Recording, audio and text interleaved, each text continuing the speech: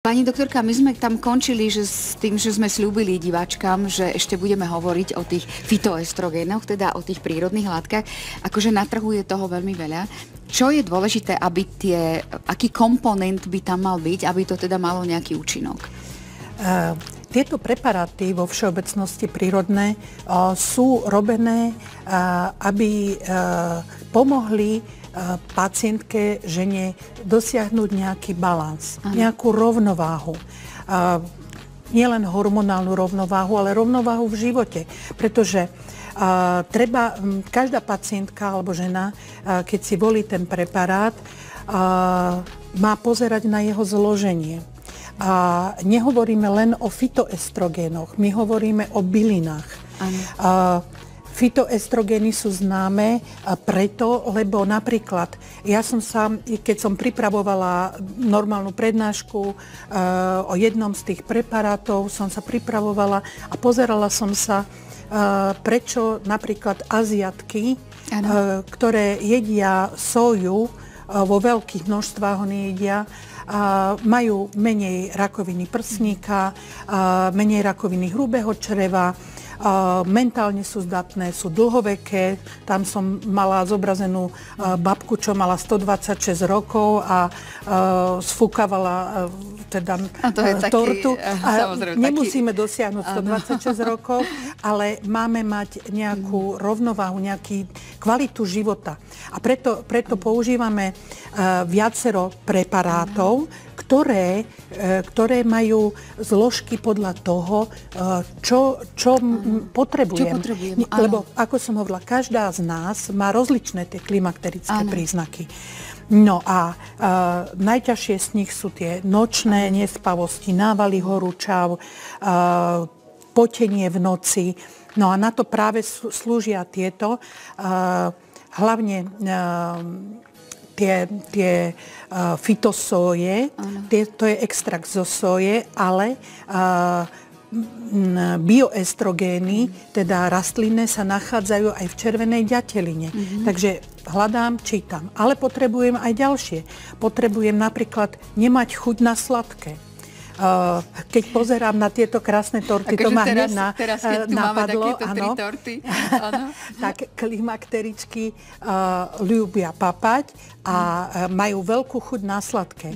A to je preto zase, že nám chýba v mozgu serotonín. Serotonín sa vytvára vplyvom estrogénov. A serotonín ďalej môže metabolizovať na melatonín, ktorý nám zabezpečuje dobrý spánok. Preto klimakteričky zožerú veľa sladkého, pardon za výraz, a zle spia. Takže hľadám niečo, čo obsahuje 5-hydroxytryptofán a tá rastlina sa volá Grifónia. Táto ho obsahuje a preto vieme ju doplniť takýmto spôsobom. Ďalej potrebujeme rastlinu, čo sa volá bajkalín, zo šišiaka bajkalského. To je rastlina, ktorá sa používa ako anxiolitikum, čiže zmiernenie tej nervozity, jedovatosti, napätia. Pretože u nás ženy, bola kedy v roku 1800, keď sa robila štatistika, ženy zomierali okolo 50-ky. Oni nestihli mať menopauzu, ale teraz okolo 50-ky sú ženy na vysokých postoch, dosiahli určité pracovné úspechy, sedia za tými pracovnými stolmi, vedú poradu a nechce mať tá ženská návaly, nechce proste vyzerať, že aha, pozrite sa na ňu, jak sa pekne potí.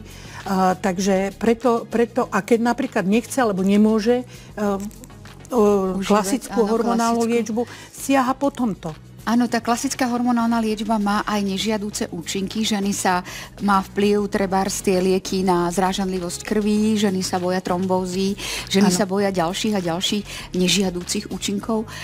Aké sú nežiaduce účinky, keď hovoríme, že tie fytoestrogény sú dobré, pomáhajú, tak sú tam aj nejaké limity, nejaké obmedzenia?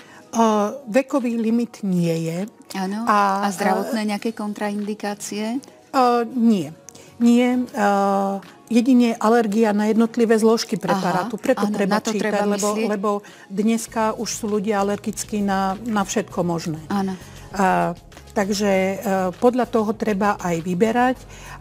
Rozlične sú preparáty vyskladané. A ešte som nespomenula jednu zložku, a to je, píše sa to maca, maka peruánska maca.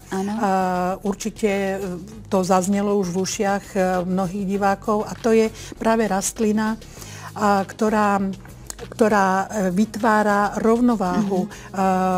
Je na to, aby sa človek a jeho imunitný systém, aj hormonálny, dokázal prispôsobovať zmenám a zvyšuje libido. Áno, to znamená, že treba si proste nájsť, aj keď ideme do tej fitosféry, tých prírodných estrogenov, nájsť si produkt, niečo, to zloženie, ktoré bude vyhovať a riešiť naše problémy.